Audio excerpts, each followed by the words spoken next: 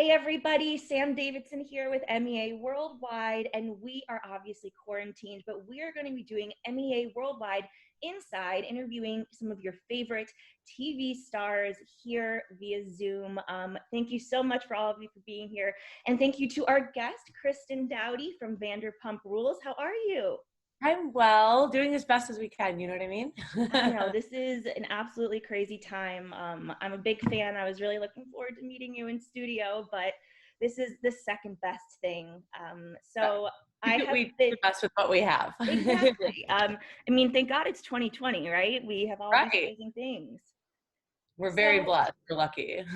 Not only are you on Vanderpump, that's how we all know you, but you also are going to be releasing a book, which I read in a day, and I loved it. Thank you. It's called He's Making You Crazy, and we will be discussing that. But before we get into that and your quarantine life, let's talk about the show this season. So what do you think about the new cast members? Like, who is your favorite? Who's your least favorite? Yeah, so I really love Dana. My only kind of beef, I think, with the new cast, the way I'm watching it on the show, because obviously I don't work at SUR anymore or work for any of Lisa's establishments, and I don't know if they were like integrated very well, or maybe that's just me because it took me longer to get to know them because I didn't work at the establishments. But I really do love Dana.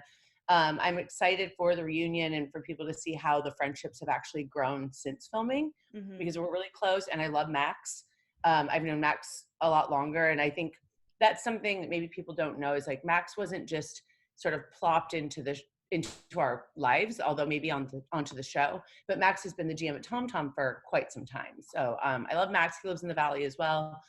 Brett's cool. I like Brett. I don't love what I'm seeing of Brett thus far on the show.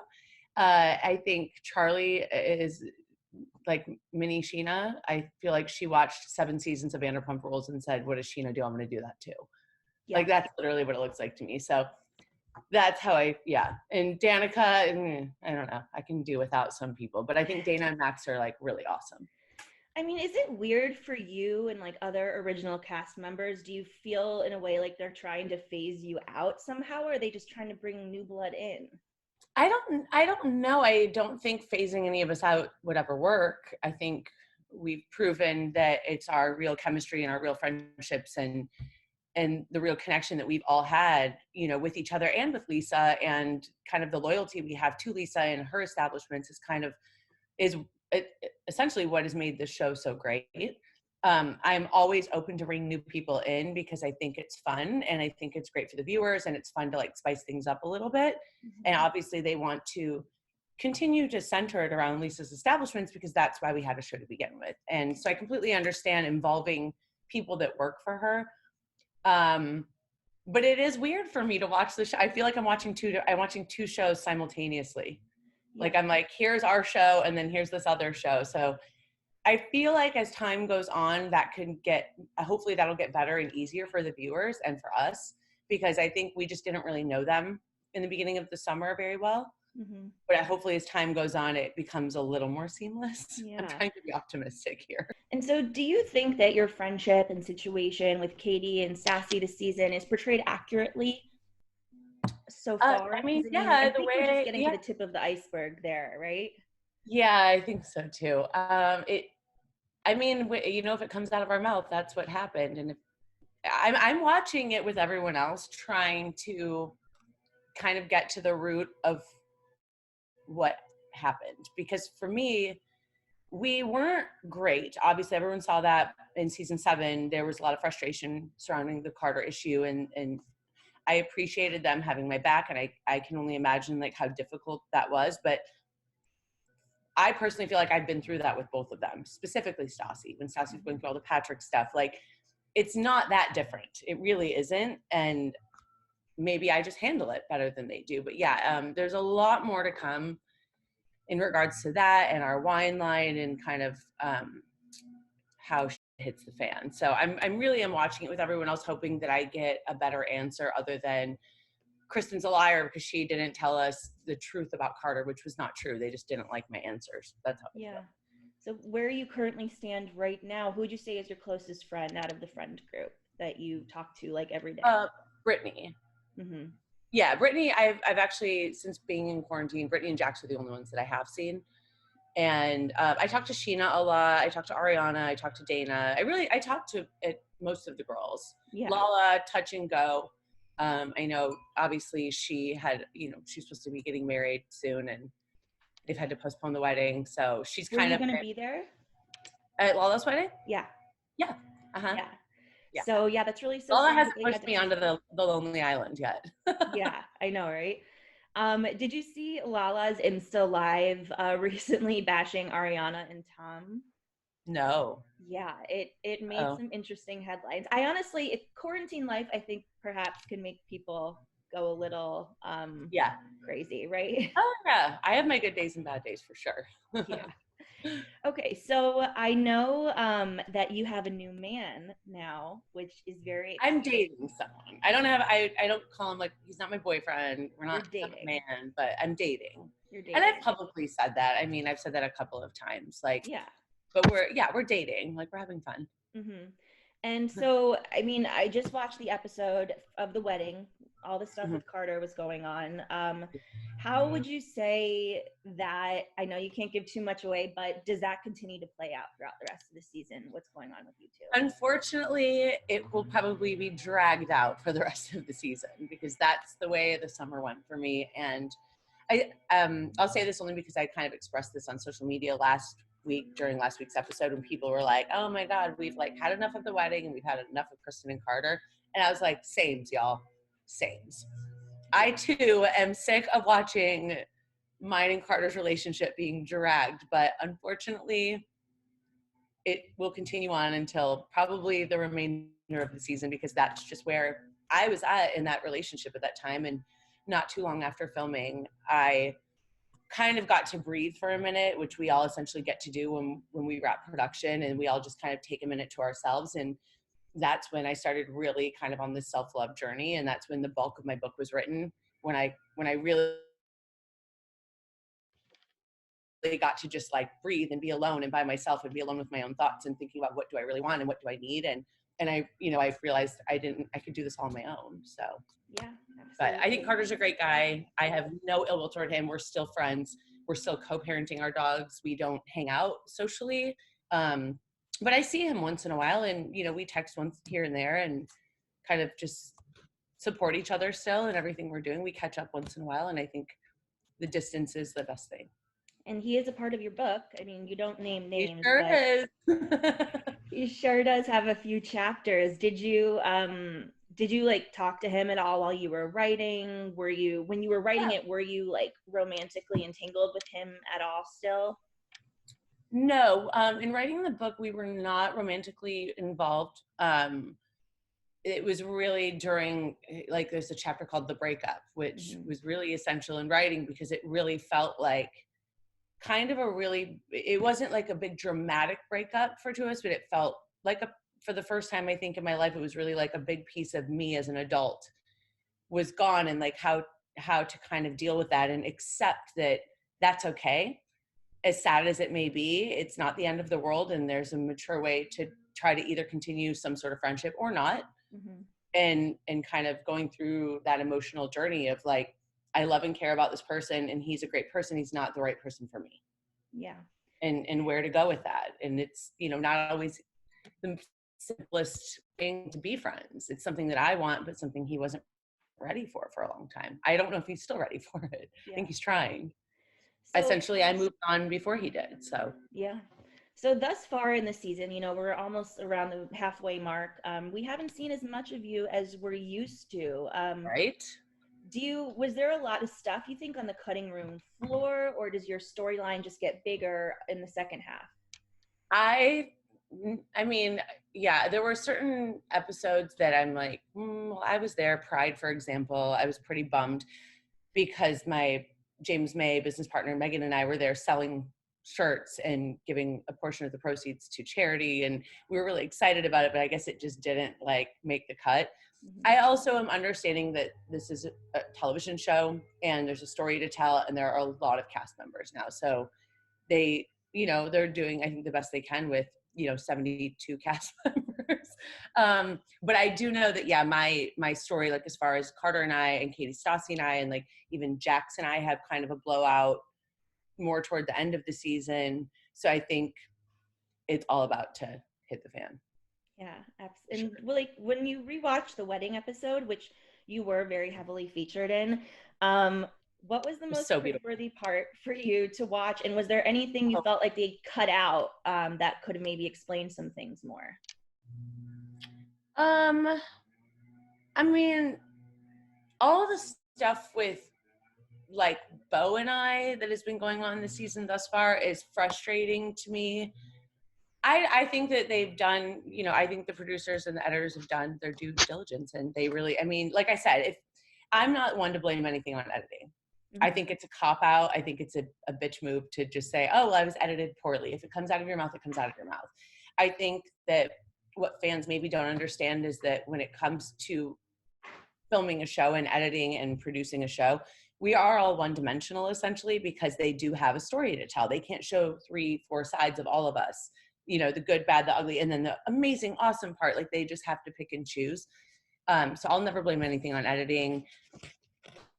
It's always very reflective to watch back and see yourself in that light and try to own your own responsibilities and the things that you did and said. But I mean, I think I'm portrayed fairly, to be honest. I was not in a great place. I was really upset. I had a lot of family stuff going on back home. My brother was really sick. My 2 best friends essentially broke up with me. My boyfriend of 4 years, who I'd lived with almost the whole time, like we broke up. I just bought a house. Like I was just like 6 feet under a lot of like emotional debt. You know what I mean? Yeah. That must be like really hard to watch back. It's all a part of my journey though. Like, and it's lessons learned, and I'm grateful for it because I'm a lot stronger now.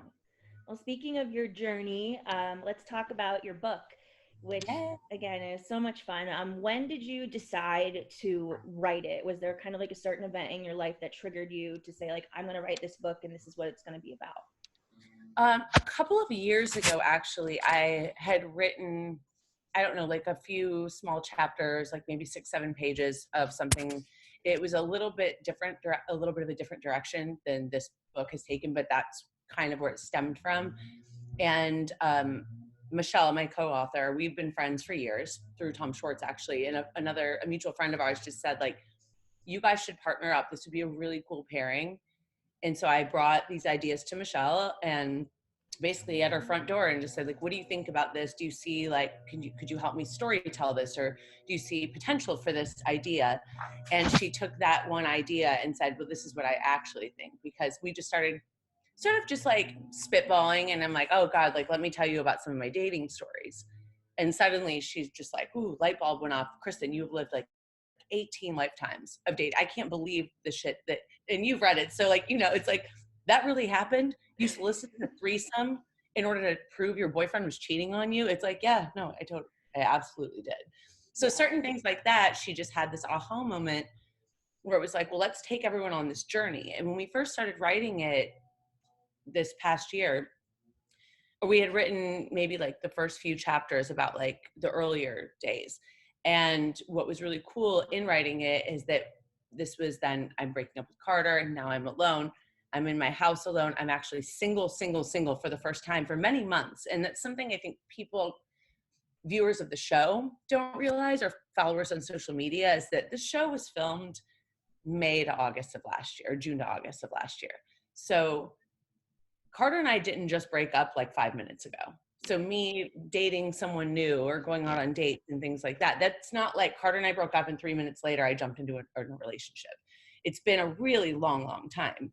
And so I was really grateful that in the process of writing this book, I was actually going through these motions. So Michelle and I were like, hey, it's happening right now. We need to add 4 new chapters, which were essentially kind of toward the end of the book, like being single, friends with benefits, the dick pic sender, like all these things I was going through in the fall when I was very, very single. So I think that was like a really fun thing for us to do. And we wrote morning, noon, and night and just kind of hung out at my house. And contrary to a lot of people think, like, she's not my ghostwriter. Michelle didn't write the book on her own. She helped me story tell the things that I've already gone through. So Yeah, well, that was really actually going to be one of my questions, and my compliments to you is because when you're reading it, you really can tell that it's your voice, because you say things like, actually, I'm just going to text him now. Like, yeah. and it's like with a ghostwriter, that would be some very intense, like fake, work to be doing, but because it's really Right. you, like, let me just see what he says. I'm going to text him right now. So Yeah. I love that about the book. Yeah. Thank you. And so what do you think people are going to be most surprised about when they read the book? Like, oh, wow, I didn't know that about her. Or, that's I think and hope that people are going, first and foremost, are going to enjoy the fact that I'm taking responsibility. And I think that's something that people, when they see the cover of the book or they read me, sharing it on social media, I would say the only negative thing that the feedback I'm getting is like, well, why would I read a dating advice book from someone like Kristen? And I'm like, okay, so number one, it's not a dating advice book. Mm-hmm. It's me sharing the stories that I've gone through to give you some insight, because they're all universal. As you know, we don't use names in the book. These are just universal truths. You don't have to read it, cover to cover. You can, or you can kind of skip around and say, well, like, who's the Holy Grail? I bet I had one of those, or my sister did, or my mom, or my best friend. We've all been through all of these stories. Yeah. They're my stories. And I don't think people understand that I'm not literally blaming my crazy on men. I'm just saying, like, hey, listen, they have aided into all women being emotional, irrational, kind of overthinking things, because we've all gone through these relationships that have created these things inside of us that have made us less self-confident. Mm-hmm. And eventually I got to a point where I went, I can do this on my own. Like, I'm a badass bitch. If I love myself 100%, the right guy at some point will come along. Yeah. I don't need that, but I would like that. And I say this in the book, I'm not jaded, but I'm very hopeful. Mm-hmm. I'm not bashing men, but it's like a very facetious look on, it's their fault. Yeah.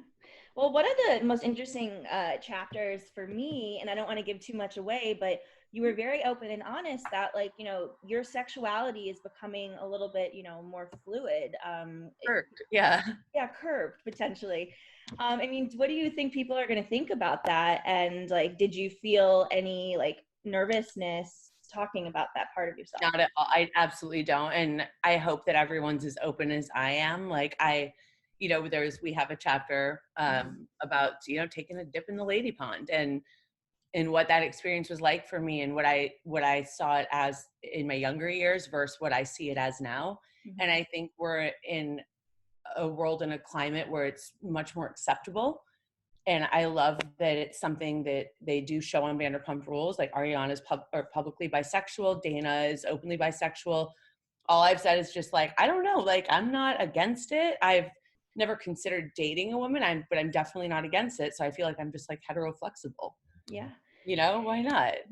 And so with the quarantine and everything, a lot of movies, music releases are being delayed, and some are coming a little earlier to give us like a gift to have something to do. Right. Is your book release still on track? Or could it be delayed, or could it be early? Right now it is 100% on track. The only unfortunate thing is that the book tour is obviously postponed indefinitely as of now, until we know, the safety for everyone, when we can actually be back in group settings again. So I have no idea when that'll happen. But as of yesterday, and speaking to, my publishers and my literary agent, they're saying, yeah, we're still on board for June 2nd. So unfortunately, we won't get to do the book tour where I get to meet and greet everyone and sign books and whatnot. But I think we're going to try to do something virtually, which would be really fun. But yeah. June 2nd. So let's just talk a little bit about quarantine time. So where are you right now? Who are you with? I'm at home. I'm in my house with my two dogs. I saw Jackson Brittany a couple of times last week, like for 2 days I was with them. And then since then I've just been at home. The boy that I'm dating has been around a bit between home and my house. We're being very safe, not, interacting with anyone. I was fortunate to get to go hiking a few days ago with my dogs before in Los Angeles. They've shut that down as well now. Keeping social distancing, being responsible. I've only been to the grocery store twice, and that's pretty much it. So I like drained and refilled my hot tub. I took James May out of our office from downtown, like the very first day we were on mandatory lockdown, and we moved all of our inventory into my back office at my house. So I will be the only one healthy and safe and the only one touching and packing all these products and shipping them to everyone. So great. that's fun. Yeah. And one of the things I just know about you from watching you on TV and of course reading your book is that you call people out. You say like exactly how you feel. Has there been anybody that you have called out lately that it's like, stay inside, stop going places? I mean, because people in Los Angeles haven't listened that much. Yeah, I think with my friend group and different friend groups, everyone's been pretty responsible. So that's been great. But I have seen things like on social media and online that have really frustrated me. Not people that I know necessarily, but my brother and I did an Instagram live last night because my brother was U.S. Army for 8 years, and I actually have it written down what his title was, just so everyone knows. So we did a really cool Instagram live. My brother worked, I have to like read it because it's so complicated. He worked in the field of CBRNE in the U.S. Army. So it's chemical, biological, radiological, nuclear, and high-yield explosive specialist. And he was a technical escort soldier. So essentially if my brother were still enlisted in the Army, he would be working on this right now because this falls under biological, obviously, and virology, which is viruses. So we had a really great sort of Q&A live Instagram where my brother was kind of just telling everyone what is going on right now and what our climate is like and what the best thing to do is. So I think that was really helpful for me because I think it's really easy to read media headlines and get scared. And I don't want people to be scared. I think we should all be cautious. We should be informed because knowledge is power. But being afraid and freaking out and, something I stand strongly is like everyone like buying guns right now, like it's going to be the purge. It's just like, we all are in this together as a world. This isn't an America thing. This is not a Los Angeles thing. This is our entire world. This is a global issue. So let's all be in it together. And, maybe Mother Earth is healing herself right now. Yeah. So let's all do the best that we can to go through it. And I have my good days and bad days for sure. There are days I read a media headline and I start crying thinking, oh God, is this it forever? But that doesn't help anyone. It certainly doesn't help me, and it doesn't help anyone else going through things. I think if we all just help each other, we're all going to come out better humans because of it. Absolutely. Well, have you been binging anything, movies? 10:15 Oh yeah, on Hulu. I'm totally obsessed with, obviously, Tiger King. Gibson, no thank you. You don't have to go get him. I know. It's a gardener next door. Stop it. Thank you. 10:15 is awesome on Hulu. Tiger King, watching that right now. Oh my God, I have like a whole list of ready to roll. But I'm pushing television only for late night because the daytime should still be the daytime. We still have work to do. I try to create like a schedule in my phone every day. When I was allowed to hike, it was like social distancing hike with friends. And then we're doing like a lot of Jackbox TV, like Quiplash, through Zoom actually. Yeah. So we get to still kind of have like date nights with friends, which I think is really fun. Awesome. Well, thank you so much for your time. Positive. Yeah, I know. Thank you so much for having me, Sam. Of course. I really appreciate you. And you guys, please make sure to tune into the rest of Vanderpump Rules this season on Bravo. And June 2nd is when I love it, he's making you crazy. That's when the book will come out. And pre-order on Amazon. Yes. All right. Bye, Kristen. Awesome. Thank you so much. Bye. Bye.